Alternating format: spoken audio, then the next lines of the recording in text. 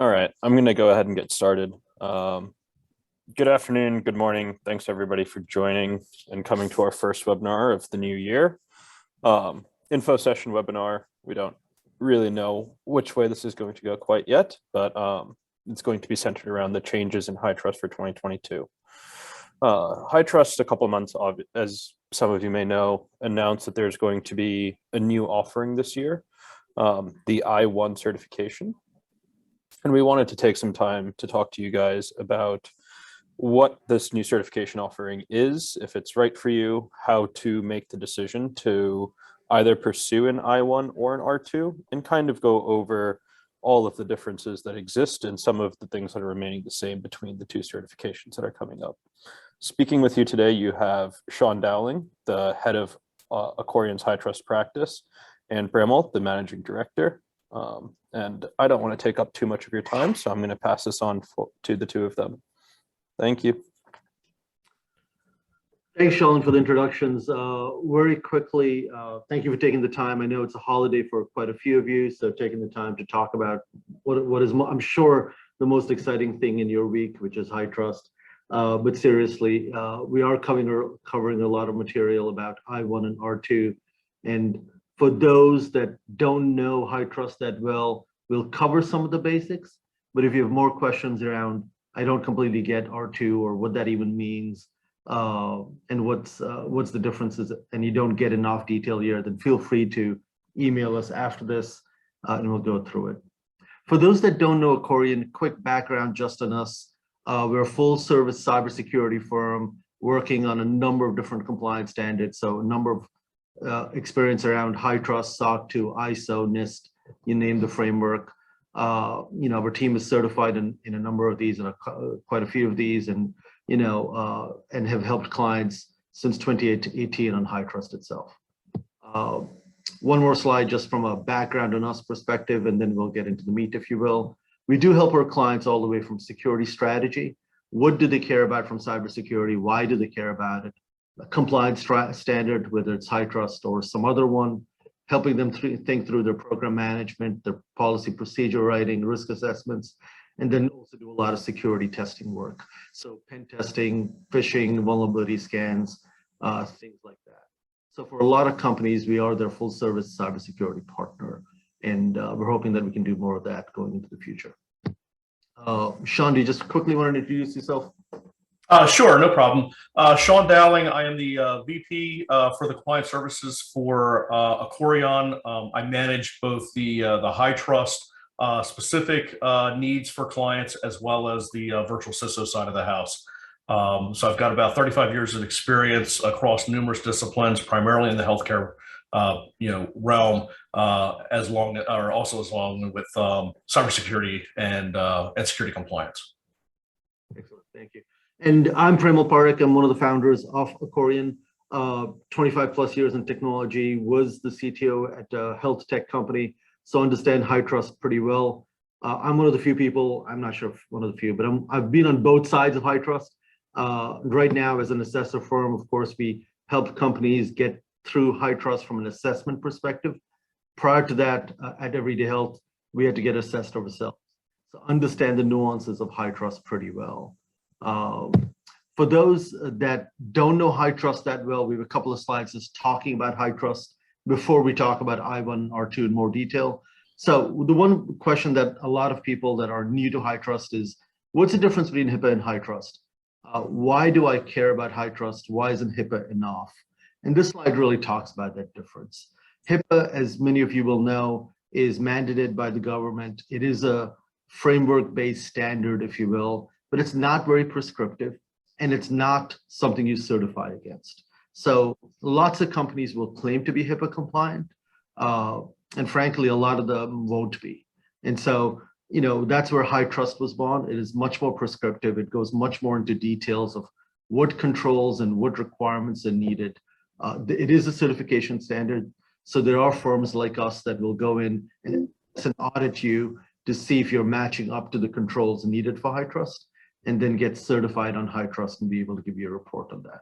So, HITRUST, much more rigorous, a certification standard, and frankly, more and more becoming table stakes. So why do HITRUST? A lot of payers, providers are now asking companies to be HITRUST certified because they realize that vendor risk is a big part of their security risk, if you will. And HIPAA compliance just doesn't go far enough because there is no way to make sure that companies are really certified, that they're really following the processes that were designed for HIPAA. And so that's where HITRUST comes in. If you're in health, it is table stakes, frankly. You at some point will have to be HITRUST certified. It is going beyond healthcare. We do see companies that are not in healthcare also wanting to be HITRUST certified, but primarily still much more in healthcare. It shows clients you're serious about security, shows clients you're serious about compliance.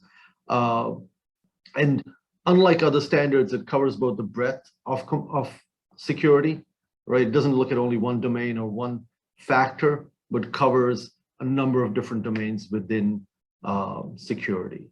One more background slide around it, which is when you're going for HITRUST certification, there are 19 domains you get assessed against.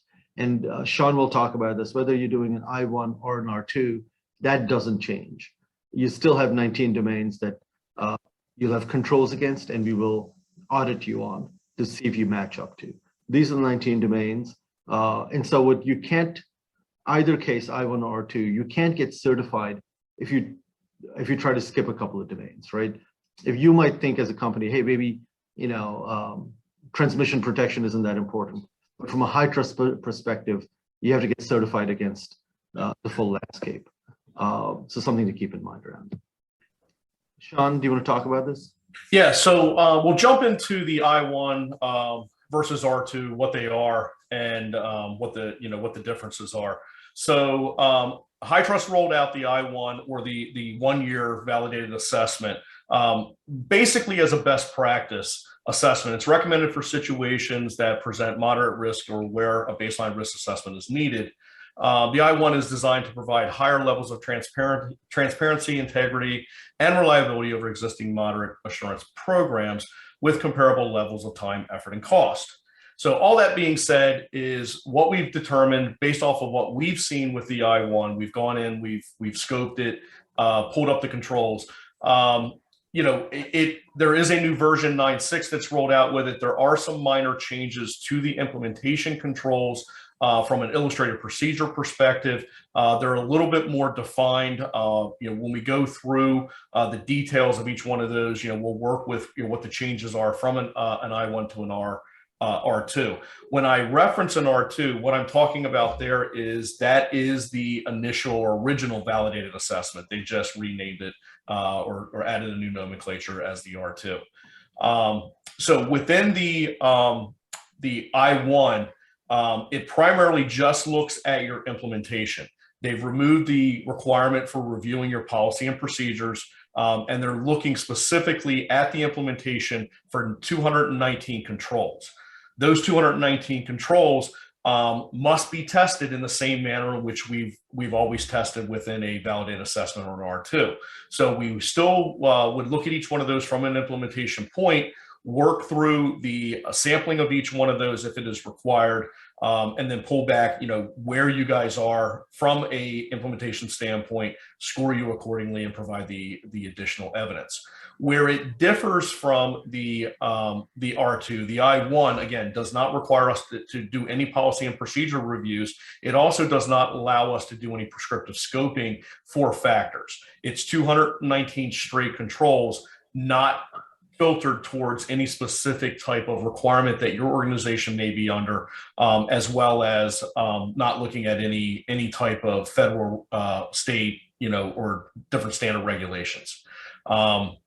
The other side of this is that the I1 will need to be completed every year, as opposed to the R2, which basically has a 2-year cycle. You have your full assessment, your interim, and then you do a full assessment again on year 3. The I1 is a full review of the 219 controls from an implementation standpoint every year. Yes, Sean, I'll just add my 2 cents to that, which is keep in mind, so if you're doing an I1, The second year, you have to provide evidence for all 219 controls again, and we have to do a full audit again for an I-1. And in R2, the interim is much lighter, and then the third year, you'd have to do a full. So keep that in mind. Yeah. So a couple key things to call out that hasn't changed with the I-1, the incubation period. Even though we've removed the policy and procedure portion of the review, you still need 90 days for implementation for each one of the controls. So, there is a requirement there. We would make sure, during our discovery, and we'll talk more about our process and how we determine where you are in that later on in the webinar. But the 90-day requirement to have everything in place before testing can commence is still there. You must still pass all 19 controls. We'll talk a little bit here in a couple of minutes about the scoring rubric as well, but in all intents and purposes, this puts a lot of the passing requirements on the implementation. So you either have it or you don't have it. We don't have as much wiggle room, if you will, being able to fall back on policy and procedure that we would in a standard R2 assessment. But you must score at least a 62% or a 3 to pass each of the domains there in order to receive the I-1 certification. There's still inheritance. There's still, as I talked about, sample and detail testing. So again, the implementation side of the house is still pretty much a full-blown validated assessment with a limited number of controls identified just for the implementation. And then the overall assessment process, it's still the same thing. We still need evidence. You still have to have your MyCSF subscription. We'll still go through a scaled down scoping perspective, review of everything just to make sure your organization meets the requirements and things like that. And the process is still the same. So we'll go through, do your assessment. We'll review your evidence, score you accordingly, submit it to HITRUST. It still goes through a QA process. There'll still be a review there, and then ultimately into a final report for certification. And then, as I mentioned, the scoring rubric, the I-1 versus the R2. For those that are familiar with HITRUST, you know that policy and procedure, which make up 35% of your overall score. We'll review that. We'll make sure that you have coverage for each of the control statements and that you have detailed prescriptive style procedures for each one of those statements. With an I-1, that is now off the plate. They also, I-1s do not offer a review for measured and managed, so there's no additional scoring available, for those maturity levels. So again, we're just concentrating on the implementation level, which with an R2 is 40%, but with an I-1, it's a 100% coverage. So again, that's where the emphasis on is it in place or not takes on a much higher requirement level. So I think for a lot of this here, the question comes down to, should you do an I-1 or should you do, get into the process for an R2? A couple of key questions, we'll discuss here, whether or not you should do, go down the I-1 path or not. The number one question has to be, will your client, will the provider, or whoever's requiring you to get HITRUST certified accept the I-1 report? So that's one of the key questions that we're going to ask immediately up front, that you discuss this with your clients, with your organizations that are requiring this, that you guys get approval from them, that they understand and are going to accept the I-1 report. The number of controls.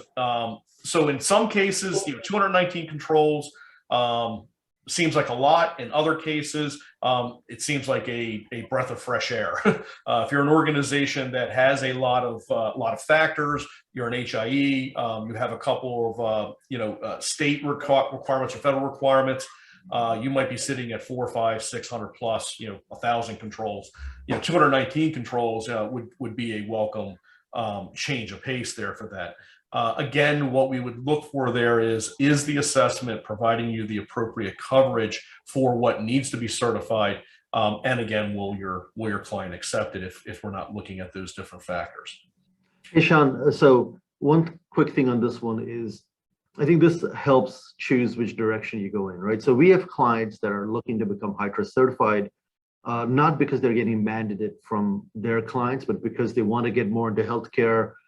They might be an MSP of some sort. And so in that case, if they do the normal scoping and look at the number of controls, some of them have 400 or 500 controls. And maybe a valid next step for them is saying, okay, let's go down I1 first.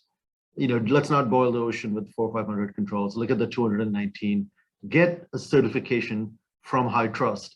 And then maybe in year 2 or 3, depending on how their business is doing and what direction they're headed in, maybe continue down the I1 route or do an R2 at some point, right? So it might be a set of clients or set of you that go and say, wait a minute, I'm doing HITRUST more for improving my own culture, making sure we have a certification standard, but no one is asking us that we need an R2 or we don't have those other factors in play. But based on the number of transactions or what have you, I have a lot of controls. This is one way of getting certification done with a lower number of controls. And in theory, faster because you have less controls to go implement against it as well. Yeah, absolutely. I agree that, again, that comes back to that first one, will your client accept, again, if you're doing this just to improve your stance, grow your business, put you in a situation where you can entertain additional healthcare clients or, something along those lines. Absolutely. This makes a lot of sense for you, going down that process. A couple other things, we'll just, things to consider when you're comparing these two. We talked about the scoping factors. Again, if you're in a situation where you have specific regulatory factors, an R2 probably is going to be the better approach than an I1. The implementation maturity, again, one of the things we need to take a look at here is if you're looking at an I1, we're going to have to take a look at what do you currently have implemented in your organization and what don't you have implemented. So we have any discovery process. Again, we'll talk about that later on, where we make this determination with you. But we don't want to go down this process if you don't have an MFA, you don't have an MDM, you're not running a very secure program. Where normally we would have to rely on policy and procedure to help bolster those scores. We want to take that into consideration before we go down this path. And then the last one's going to be cost. And this is something that I think different organizations and different assessor firms are going to have different approaches to this here.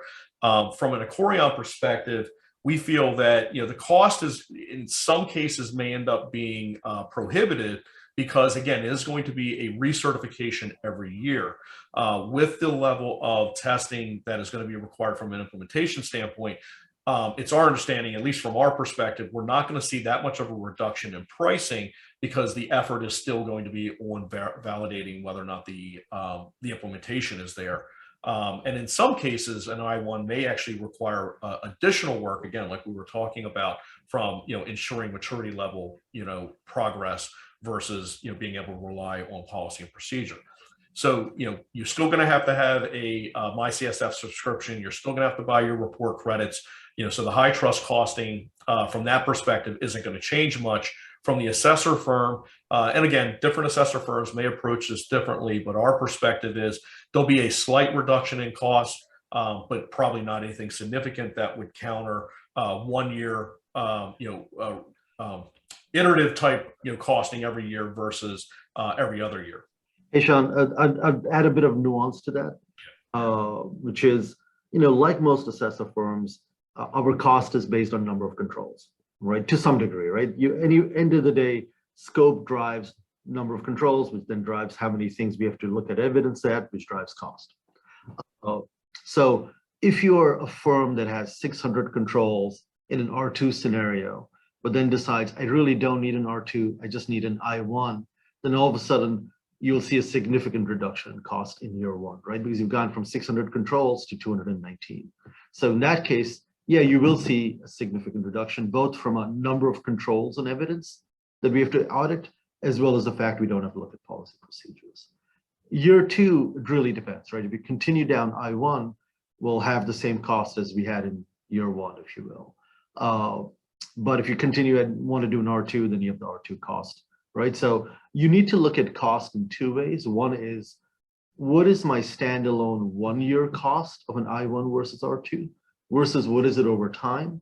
and what is my strategy, right? Am I trying to start off with an I1 and move to an R2 in year 2 because my clients will ask for it? Or can I stay at an I1 and continue down I1? If you're at the low end of an R2, right? So from a scoping perspective, you have 250-ish controls, then you're not going to see a big difference in cost. And in fact, by year 2, year 3, Sean is absolutely right. Your I1 is going to become more expensive because you have to do a full audit every year. If you're on the high end and can stay with an I1, then maybe you'll see more of a reduction in cost. I know there's a question, I'm going to get to it, which is what is the base cost for I1? You know, we're not going to go into what we charge in this call. What I'd look at is if it's similar scope, right? 219 controls versus 219 I1 R2, you're going to see some reduction, not much, because most of it is evidence-based implementation audits, which we have to do. The policy procedure isn't a big part of the cost. On your side, there might be less work involved because you don't have to do all those policy procedures in the same level of detail. If you're on the 600-700 controls, then you're going to see a significant reduction in year 1.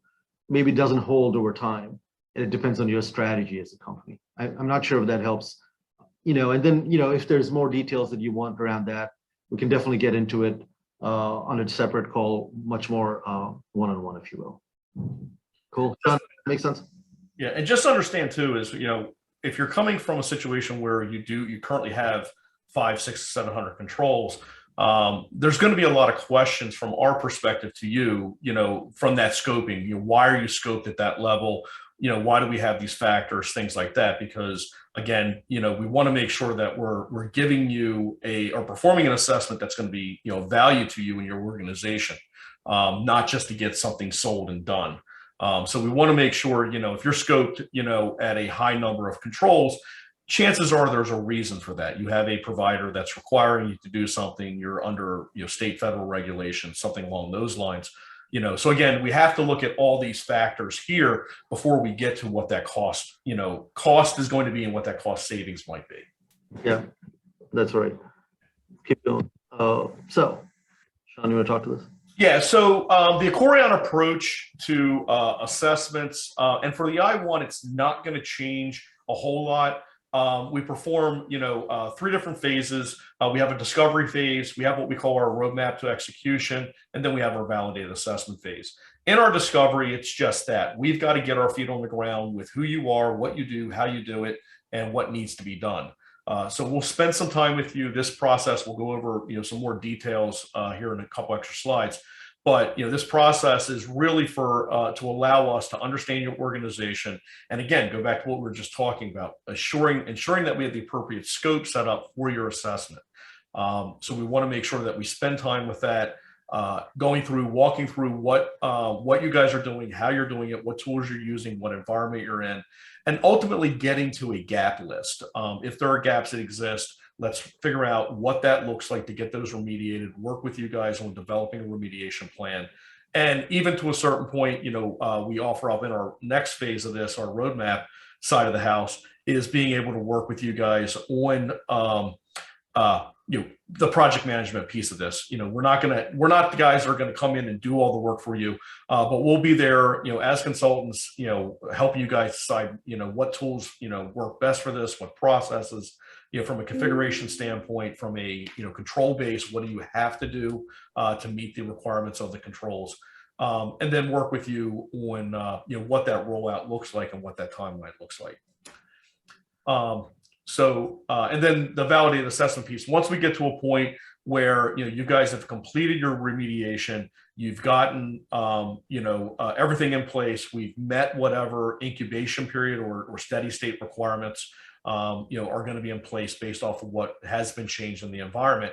We'll jump into the validated assessment phase of this. And this is really that portion where, you know, we're doing the evidence collection, we're reviewing all the documentation, you know, scoring that with the individual controls, and then ultimately getting everything submitted. The timeline for this, and you know, I know I skipped that on the first 2. Discovery will take 2 to 3 weeks. You know, that's plus or minus a week there, again, depending on the complexity of the organization and your responsiveness. to the requirements that we need to get answered. The roadmap to execution phase is really anywhere from, say 2 months to 6+ months, because it's really about what you guys are doing. And how long it's going to take you guys to get things done there. Oh, I forgot. I'm sorry. I forgot we had this slide there. And then steady state again, 3 months is going to be required for any material changes, any system changes, any processes, new processes that were implemented into the environment are going to be required to sit through a 90-day steady state. And then getting into our validated assessment. The I1s we're anticipating right now, again, most likely will be a bit shorter in time to complete. We still have the 90 days that HITRUST requires us to complete all the assessment work and get it submitted. We're anticipating somewhere in that 2 to 3 month period to get these completed. But again, just because we're not doing policy and procedure doesn't make it that much faster, because the bulk of the work is still within the evidence review for each of the individual controls and the samples for the implementation levels. Cool. I'll take this one. So, for those on the call that are thinking, hey, wait, which one do I care about? I1, R2, where should we go? The answer, like lots of things, is it depends, right? And it comes down to a number of different factors. And we can work with you as part of discovery and figure out which one makes sense for you as a company, right? Again, will it be accepted? That's the first question. If whoever you're doing an HITRUST assessment for will not accept an I1 because they have a number of factors they care about, they think the number of controls you have is getting shortchanged to some degree by an I1, then it doesn't make sense, right? There's no reason to do all this work and effort and then not get value for it on the back end, if you will. The other one is, what is your maturity right now? If your policy procedures are pretty mature, then take advantage of that. If they aren't, but the implementation is, then maybe that's another way of looking at it. Number of controls, our perspective right now is, if you're on the small side, right, if you have 250 controls or so, then there is no big advantage of having an I1 over an R2, because you have nearly the same number of controls. You've now, if you're doing an I1, can't count policy procedure scoring for any part of that. So there's even more pressure to make sure all of implementation is done exactly right. And then the cost over time would be higher. So if you're on the low end of controls, I1 might not make a lot of sense. If you're at the mid or high end of the number of controls and can get accepted with an I1 for whatever reason you're doing it, then there's more of a reason to think about an I1 and look at that in more detail. And then timelines, right? If you're got implementation maturity, especially on the 219 controls, then an I1 will be faster, right? You don't have to write all those policy procedures, which we love, and you're not looking at more controls. So a number of factors that will decide whether you go down I1, whether you go into an R2. And there isn't one size fits all. You really have to look at both your short-term strategy, your maturity, and then your long-term cost and strategy as well. Sean, anything to add to that one? No, that pretty much covers it. I think, really, again, it's trying to figure out where you are today as an organization in your security program, and then what best fits your model. So again, to be very custom in that approach at the beginning, and that's not very different from how we address any HITRUST assessment coming through the door. Again, we want to make sure that we're giving you a quality product. And it meets, the requirements that your clients or providers need you to have. Cool. If people have questions, this is a good time to ask them. I know there's a question around cost, which we covered. Any others that people want to ask, feel free to put them right into the Q&A part of the webinar. And we can walk through, there's a couple of things that I think people will ask. We can, while we're waiting for more, questions to come in. A couple of things we can go over, that we've been provided by HITRUST, specifically around the I1. One of the questions that comes up, will there be training for it? Yes, starting actually this month, all the new CCSFP courses from HITRUST will include the I1 in their training as well. So, you can look for that. There's a handful of white papers, and there is a webinar that HITRUST will be holding sometime next month. I think it's middle of the month, to kind of go over more detail about what we're covering here today from their perspective. So they'll be offering that out as well. But we'll, as they produce more material from a training perspective, we'll make that available to our clients as well. We have a couple of questions. Can organizations pursue an I-1 now? Absolutely. It is available now as of the 1st. I rolled out actually over the weekend between Christmas, or actually I think it was New Year's, when HITRUST did the 9.6 rollout. So the I-1 is available now. We can start that review with the organization, and we can start that process immediately. Cool. The next question down is, does your license fee for MyCSF change based on I-1 versus R2? No, we were told specifically from HITRUST that the subscription cost and the report cost will remain the same. The only difference is now when you go on MyCSF, you'll have to select the report level that you're looking for in your scoping document. Again, we can walk you through that, but yeah, there'll be no pricing difference that we've been made aware of yet from HITRUST for the difference between an I-1 and R2. Cool. There's a question that's more general around what's the difference between I-1 and R2. We spoke about it a bit, but think of R2 as the classic HITRUST certification program. It's what HITRUST has been doing for a number of years now. That's the one where there are 5 different measurement standards: policy, procedure, implementation, measured, managed. And that's what they've been doing. And I-1 has come along as frankly, a simpler standard for companies that don't need that same level of rigor of an R2 from scoping perspective. So this is really HITRUST's perspective was sometimes the R2, the original HITRUST certification, was too heavy for certain companies. So that's why I-1 came along. It makes sense for specific types of companies that we've talked about, but feel free to ping us separately and we can go into your specific scenario and which one makes sense, I-1 or R2. Couple more questions. Will inheritance work the same way for an I-1 versus an R2?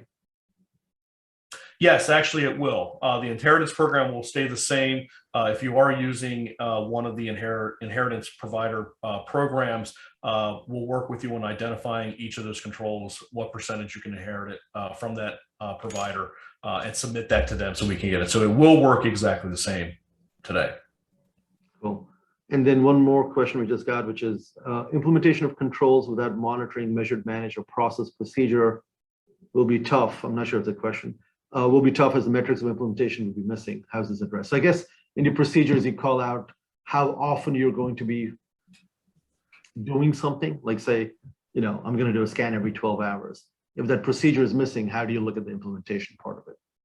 I think that's the question. Yeah, I think, and I think what Deepak's asking there, really is around, how we use the reporting from measured and managed to bolster scores. Can we incorporate that somehow into implementation?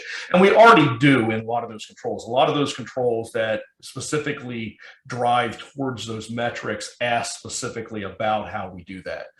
Specific fields and processes, workflow, things of that nature. So yeah, we still do that, or we do that at this point. But in an I-1, it wouldn't apply. Again, we would only be answering the control to the level that the illustrated procedure says we have to. You don't get extra points for saying, hey, by the way, we do these extra effort, monitor, measured type approaches to ensure compliance or to make sure, we're addressing vulnerability, throughout the entire workflow. So we would take that into consideration as part of the evidence, but again, you're not getting those additional scores or your points for measured and managed. Okay. And then there's one more question around policy procedure and I-1 R2.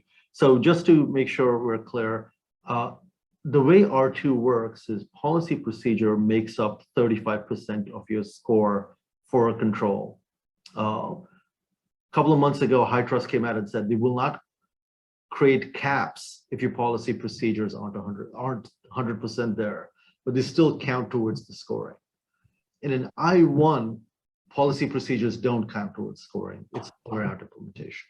So policy procedures in R2 always counted against the scoring. What they changed was, if your implementation is there, but your policy procedure maybe not 100%, then no caps were created anymore.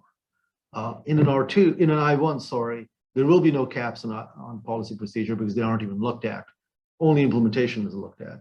But that does mean there's more burden on implementations to make sure coverage is all there. To take a very specific example, we have a client that might not implement a WAF.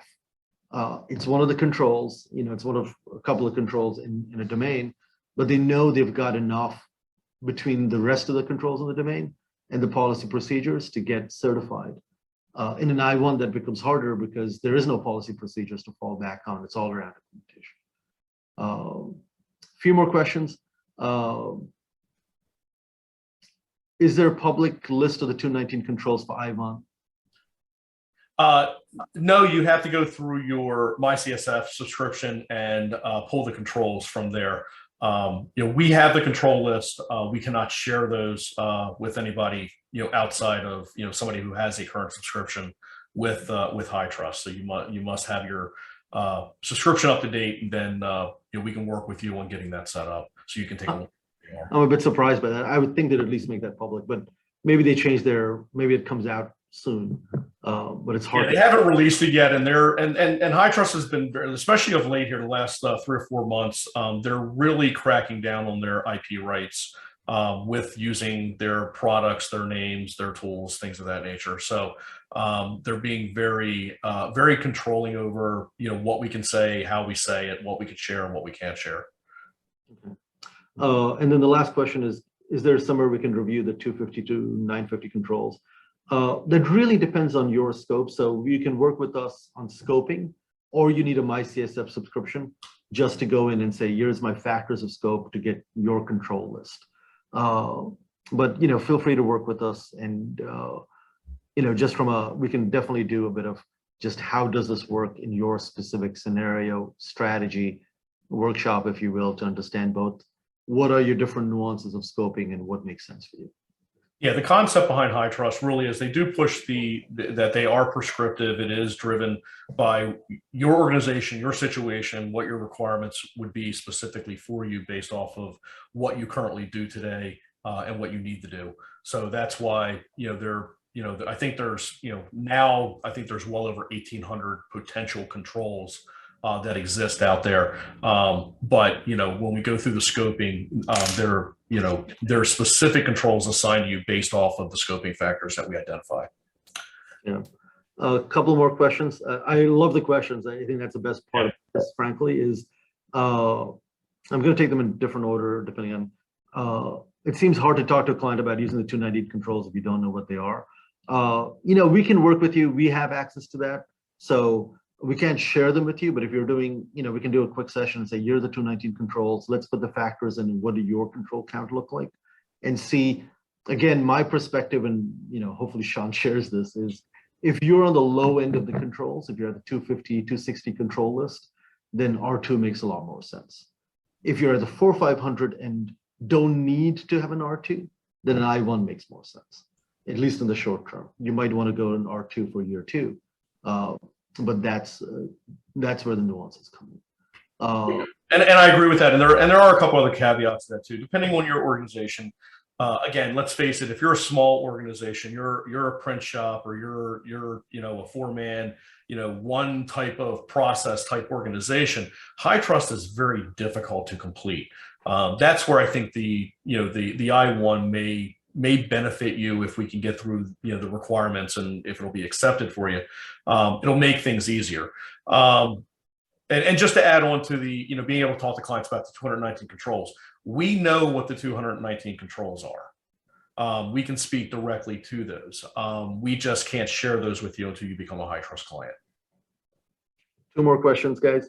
If a company wants to transition from an I1 to R2, what is the additional effort, timeline, cost, if you will, associated with that? Yeah, it wouldn't be much different than going into a full validated assessment for the R2. So again, we would start that process fairly early. If the transition is coming up on the anniversary date of the I1, we would start probably taking a look at things almost immediately. We'd like to start engaging with you 9 to 12 months before we have to do that submission. Again, because we need to determine if policy and procedure does exist, what needs to be modified there. If you got to go write stuff, create stuff, put things in. If you've gone through the I1, we would feel confident about the 219 controls that you've already gone through and submitted evidence for. We would have to go through the scoping, determine what the net new controls would be based off of the additional scoping with that as well. And then spend time making sure that those are in place. Are there any gaps out there, any remediation required? And again, any incubation that would be required as well. So, that would fall more in line with our standard, pricing. Premal can talk more to that there, but that would, be more in line with our standard validated assessment, processes. Cool. One last question. Does HITRUST make sense for a startup? At what stage of revenue do you think of HITRUST? So I'll take this one of you. HITRUST is tough. We'll be very blunt about this. It's not an easy certification to get, whether it's I1 or R2. And that's good and that's bad, right? It is the gold standard. It is why companies look at HITRUST and say, yeah, you really are following a set of framework and standards around security. But it's expensive, right? Not just from a cost perspective, but also an effort perspective on your team. In terms of, does it make sense for a startup? Again, it depends, right? In some cases, you don't have a choice, depending on what your business is. Your clients are going to ask for it, right? So, you may not be able to sell into the clients you want to without a HITRUST certification. But a lot of the clients, larger clients, realize that HITRUST takes time to get, so they might work with you on a roadmap to get to HITRUST. So does it make sense or not? Depends on the market you're in. In some cases, you don't have a choice. If you do have a choice, then I would say, look, understand the nuances, but build that into your plan.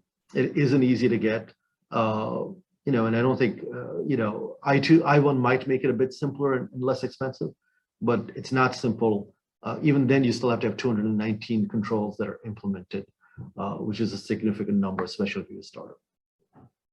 Perma, one more, just to follow up more. I think there was a more clarification on how does somebody talk to their client about whether or not they'll accept the I1 if they can't see the 219 controls.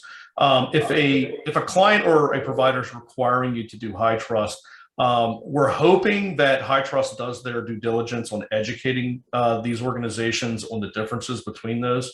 I anticipate in the interim here, until we have that confidence level built, that you may have to have detailed discussions with them. They should understand if they're requiring it, what they're requiring you guys to complete. If not, again, I'm more than willing to get involved and help, talk with your clients, with the providers about this. If they don't understand it, we can talk with HITRUST about, talking with them and providing them the details on, what is going to be included in those 219 controls versus the full validated assessment as well. So again, I'd like to be able to give you a clear-cut answer on that, on how to address that with your client. The initial question is, are you going to accept the I1 HITRUST 1-year validated assessment in lieu of an R2 validated assessment? When their eyes stop spinning in separate directions, we can start asking additional details. So yeah, it's just, and it's early early in this process. We're not aware of what HITRUST is doing with educating providers and organizations that will require HITRUST as of yet, and it'll be a question that we've already asked it a couple of times in some of the interactions we've had with HITRUST, including one of the webinars they did back in November, and we haven't gotten clear answers on that yet. So I think it's something that still needs to be vetted out a little further. But you'll be aware of what the 219 controls are. We'll work with you on that when you engage us, and then we'll help you work with your client on determining is an I1 what the process you need to follow, or do you need to go down a validated assessment approach? Cool. I think that answered all the open questions we had. If you have others, feel free to ask. Get to the last slide. So to recap, work with us. No, I'm kidding. We do multiple different standards. We know HITRUST pretty well. I1, R2 is complicated. There is no right answer. It's nuanced. So we can help you with that. And we can help you with the overall program management of security and getting you more secure. So we hope to hear from you. And if you do have any questions, we're definitely available. Sean, Shalin, and I offline to talk through your specific scenario. And I know these slides will also get shared to everybody who was able to attend today. So you should have those as well. Sean, any last words, or are we good? No, that's it. Just feel free to reach out to us, ping us if you have any questions. You don't have to be a current client of us to ask questions. We're nice guys. We'll work with you no matter what. And again, our goal is to make sure that you have the right information, you are going down the appropriate path, and you're building your organization the way it needs to be built. We use these frameworks as guidelines for building and improving and maintaining your information security management program. From our perspective, we're more concerned about that than we are your certification process. Well, thank you guys for your time today.